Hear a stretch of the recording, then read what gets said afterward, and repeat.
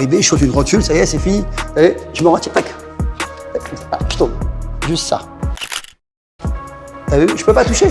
Salut les amis, j'espère que vous allez bien. C'est Anthony Serra des Productions Serra. Et aujourd'hui, je suis à Saint-Orens de Gameville, à côté de Toulouse, dans la salle Stade Toulousain Arts Martiaux et Fit Air de Patrick. Donc Patrick Valdevel qui est le gérant de la salle. Et nous sommes avec Frank Ropers, la référence du penchaxilate. Et Frank va me démolir. Non, je plaisante. Allez, sur ce, bon visionnage les amis. Moi, je vais pas sur le terrain du MMA, c'est pas mon sport. Mais si je peux aider des gens, je le fais. Tu sais qu'il y a des gens, j'ai rencontré un garçon qui s'intéresse au cul chaud. On dit que c'est bidon, que les mecs ils tombent tout seuls. Il s'intéresse au cul chaud. Pourquoi? Parce que quand il va au sol, les gants sont fins. Ils peuvent mettre des pressions pour créer des ouvertures, pour rentrer. Tu vois? Et s'il faut toujours aller voir les autres, c'est pas je suis meilleur que les autres, il y a toujours à apprendre d'autres disciplines. C'est vrai que je suis contre les guerres de discipline parce que tout est bien, simplement ça correspond aux objectifs. Effectivement, il y a les arts martiaux, je vais pas les nommer, qui sont pas faits pour le combat de rue. Il y en a qui sont plus faits pour la rue. Le MMA, effectivement, est une discipline que j'apprécie beaucoup. La boxe, c'est une discipline très, très efficace. Mais quand tu mets des patates à main nue et que tu rencontres un crâne, bon, on l'a vu, hein, Tyson s'est cassé la main. Et Tyson, Mais est-ce que justement, c'est pas ce qu'il y a de plus efficace? Même si tu te casses la main. Est-ce qu'une droite dans la gueule, ouais, pour parler vulgairement, est-ce que c'est pas ce qu'il y a de plus efficace? Pour un pro, ouais. Pour un gars bien entraîné, ouais. De toute façon, j'ai toujours dit, hein, un boxeur, moi j'ai bossé dans la nuit, hein, un boxeur, un mec de boxe anglaise, et qui sait comment taper un bagarreur de rue, hein, et qui vise ici, bah, c'est un massacre. On prend, moi j'aime bien, je vais parler d'un vieux boxeur, hein, un ancien, tu prends un gars comme Mormec, quelqu'un de très bien en plus, hein. T'imagines le poids qu'il a, s'il te met un crochet, t'enlèves la tête. Mais au même titre qu'un champion d'MMA, au même titre qu'un champion de boxe française. Tu vois, mais on parle des élites, ça, faut expliquer, c'est des gens hors normes, c'est des gens qui s'entraînent 3-4 heures par jour, c'est des poids lourds pour certains, tu vois, et encore une fois, Cyril, j'en veux pas, mais Cyril, c'est une référence, ça a été un champion, il a combattu toute sa vie, il est professeur, il fait 2 mètres pratiquement, et il fait 100 kilos. Est-ce que c'est monsieur tout le monde? Bah non. Est-ce que tu fais 2 mètres 100 kilos, t'entraînes 3 heures par jour en MMA? Non. Non. Non, non. Bah voilà, donc toi, tu peux pas. Est-ce que moi, tiens, bah l'exemple, c'est aussi ridicule. Tu as vu ce que je fais en street lifting? Est-ce que tu connais beaucoup de mecs de plus de 60 ans qui font les tractions avec 70 kilos? Tu en as déjà vu? J'en ai jamais vu. Même au championnat, j'en ai jamais vu. Peut-être qu'il y en aura un, là, dans 5 jours. Je souhaite que ça, hein, que je me chauffe avec un costaud. Est-ce que tu as vu Freddy Lépine? Est-ce que tu as vu un homme de 73 ans faire les tractions de 30 kilos? Donc si Freddy commence à dire, alors vous faites comme moi, comme ça, mais ça n'a pas de sens. Freddy ne correspond pas, c'est 0,0001% de la population. Mais Freddy a cette intelligence de dire je fais un entraînement adapté. Mais c'est sûr. Mais après moi, tu vois, je parle juste à titre personnel, par rapport à mes ressentis, à mon expérience et tout ça. Après, je sais pas pour les autres, mais tu vois, je me sentirais toujours plus à l'aise si on est là. Je te fais bim bim plutôt que d'essayer de faire ça. Mais tu sais pourquoi? Qu'est-ce que tu as fait comme sport avant? Moi, j'ai fait quelques arts martiaux. J'ai fait quoi? Judo. J'ai fait 2 styles d'arts martiaux vietnamiens. Ouais. Voilà, un peu de boxe. Voilà. Bah voilà, t'as répondu. T'as fait des sports où on met des coups de poing. Ouais, mais j'ai aussi fait, tu sais, dans certains arts martiaux que j'ai fait, il y avait des trucs d'application combat qui ressemblent à ce que tu fais ou à ce qui peut être fait en Krav Maga. Et après, c'est moi. Je me sens pas à l'aise dans ça. Parce que tu n'as pas fait suffisamment. Mais tu prends mes professeurs que tu as vus tout à l'heure en stage, tu prends Bona, je sais qu'il va mettre un low kick, parce qu'il sait qu'il va te couper en deux, quoi. Et parce qu'il est à l'aise avec ça. Et puis moi, j'ai déjà mis des patates, et si tu peux regarder, parce que tu es déjà venu à Montreuil, hein.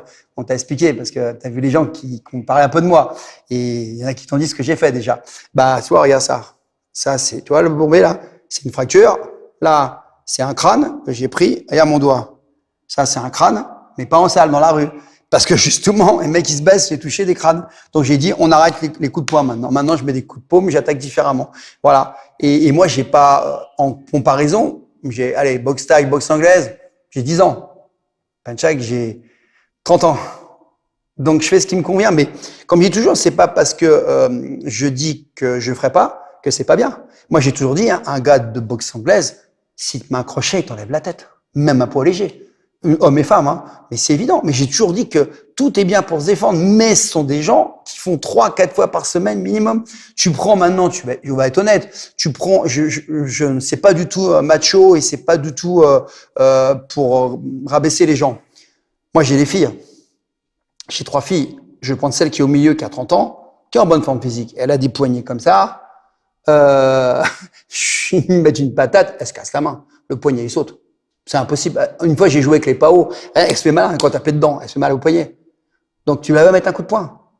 C'est à elle que je m'adresse dans les vidéos. C'est pas aux champions. Je ne m'adresse pas aux champions, aux gens qui pratiquent. Les gens qui pratiquent, eux, ils pratiquent.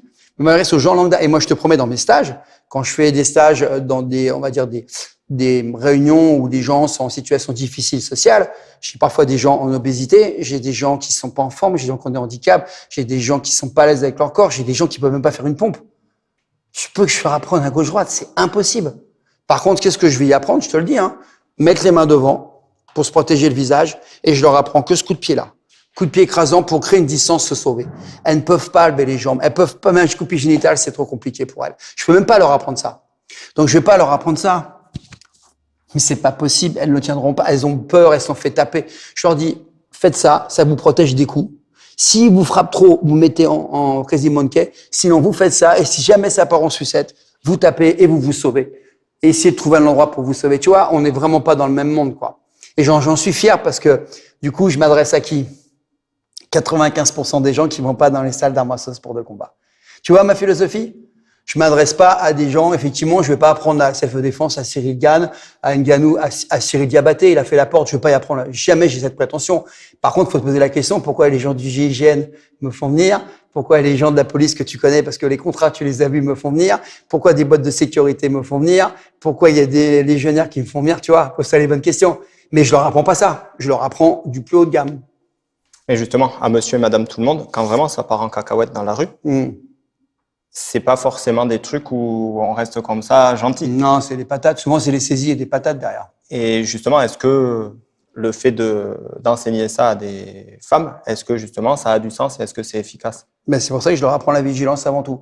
Parce que je sais que le dernier maillon de la chaîne, notamment le combat, ça va être compliqué pour elles. J'ai toujours été honnête là-dessus.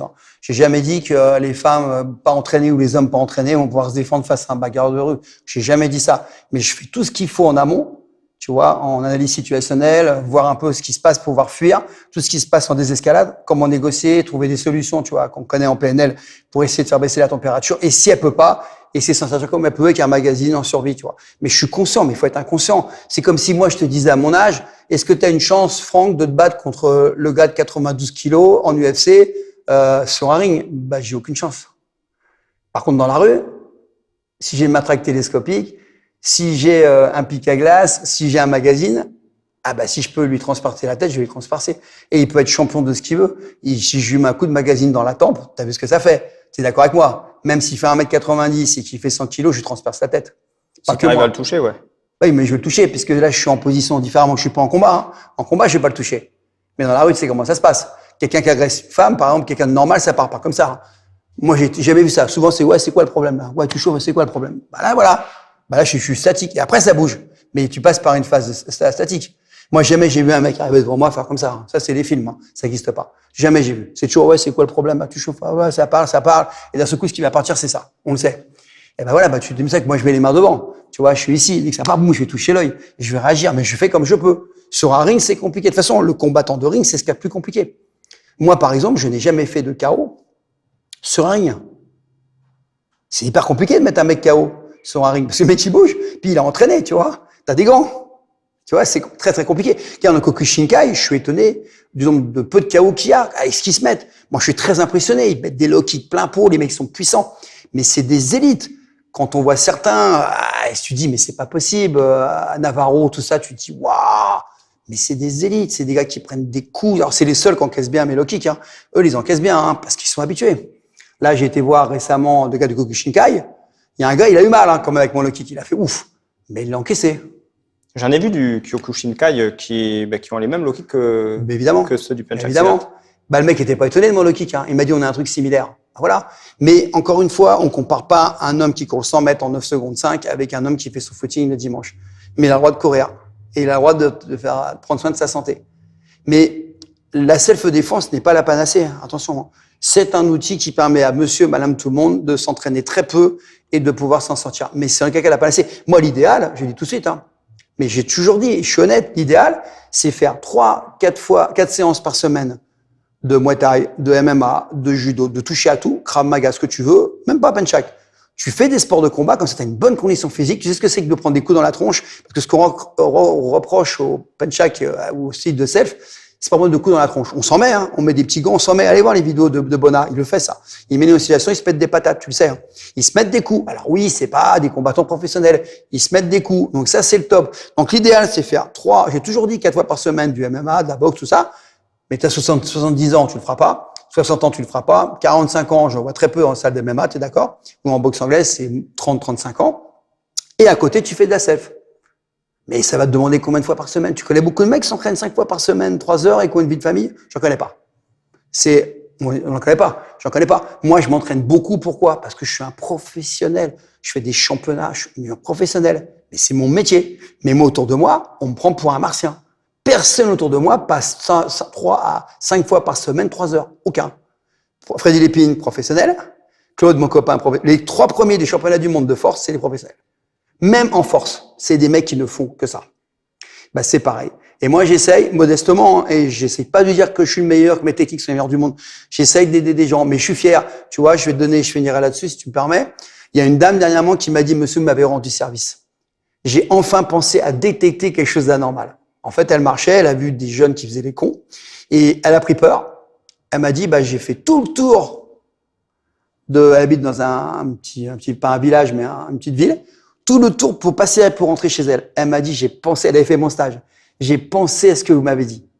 Mais elle n'a pas fait vigilance, détection. Je lui dis toujours regarder, détecter. Le cerveau, il dit, il y a un truc anormal, je m'en vais. Comme les animaux. Et c'est l'ego qui fait que les gens vont en combat.